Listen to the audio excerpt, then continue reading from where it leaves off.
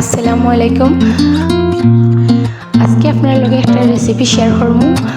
রেসিপিটা হয়েছে শুটকি বোনা। বিশেষ করে আমাদের সিলেটবাসীর খুবই পছন্দের একটি আইটেম হলো শুটকি।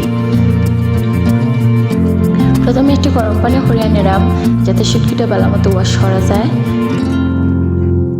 তারপর নর্মাল পানি দিয়া শুটকিটারে ওয়াশ করিয়া রান্না লাগে প্রস্তুত করবো। শুটকিটা ভালো মতো ক্লিন হয়ে গেছে, এখন আমরা রান্না শুরু করব।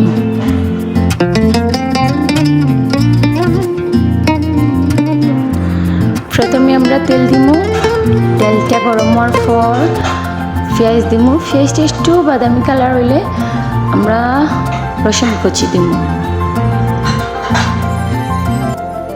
তারপর আমরা কাঁচা মরিচ, তারপর পরিমাণ মতো লবণ, মরিচ, হলুদ স্বাদ মতো দিয়া আমরা একটু নাড়াচাড়া করবো।